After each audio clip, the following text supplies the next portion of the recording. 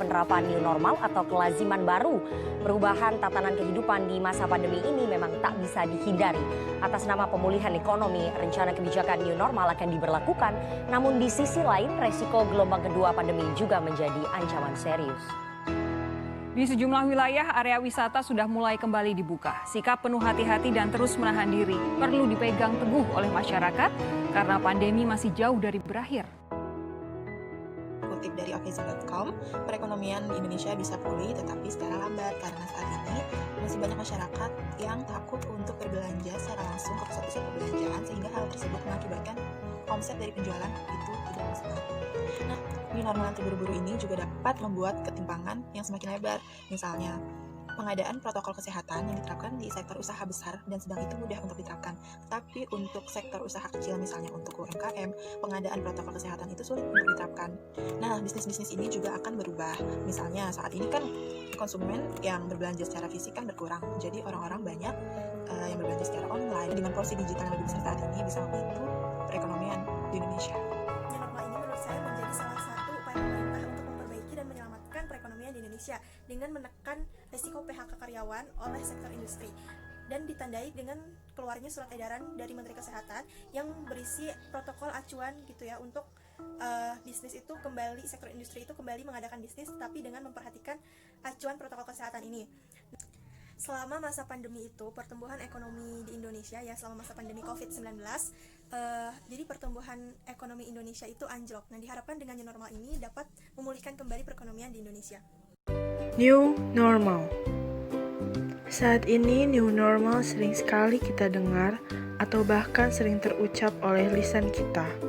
Seperti yang sudah kita lihat di video sebelumnya, yuk kita bahas lebih lanjut tentang new normal dalam perspektif peningkatan ekonomi di Indonesia. New normal sudah mulai diterapkan pada tanggal 1 Juni 2020, merupakan suatu kebijakan yang diberlakukan oleh pemerintah setelah PSBB. Pelonggaran PSBB ini diberlakukan dengan memperbolehkan pelaksanaan aktivitas tertentu, seperti halnya kembali bekerja di kantor, berbelanja di pasar atau mal, pergi ke tempat wisata, dan lain sebagainya. Tetapi tetap harus memperhatikan protokol kesehatan. Protokol kesehatan yang dimaksud seperti menjaga kebersihan tangan, menjaga jarak agar tidak bersentuhan fisik dengan orang di tempat umum, memakai masker di setiap kegiatan, serta harus menjaga kesehatan diri. Langkah ini dilakukan oleh pemerintah dengan tujuan untuk menumbuhkan kembali kegiatan perekonomian setelah perekonomian di Indonesia berlalu dalam keterpurukan di kuartal pertama.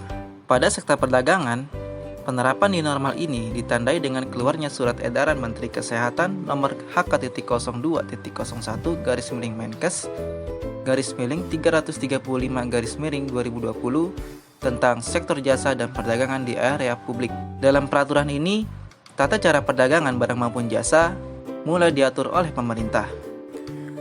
Penerapan kebijakan yang bisa dilakukan yaitu seperti mencegah kerumunan dengan membatasi jumlah pengunjung yang datang, menjaga jarak antar pengunjung dengan menerapkan antrian, dan menganjurkan pengunjung atau pembeli untuk membawa pulang pesanannya atau take away. Kebijakan tersebut dikeluarkan dengan memperhatikan berbagai aspek. Salah satunya tentu aspek kesehatan masyarakat. Pelaksanaan new normal ini tentunya akan sangat mendukung kegiatan perekonomian, tetapi juga tetap memperhatikan kesehatan dari lingkungan masyarakat itu sendiri. Berikut ini ada upaya peningkatan ekonomi dari diri sendiri, yaitu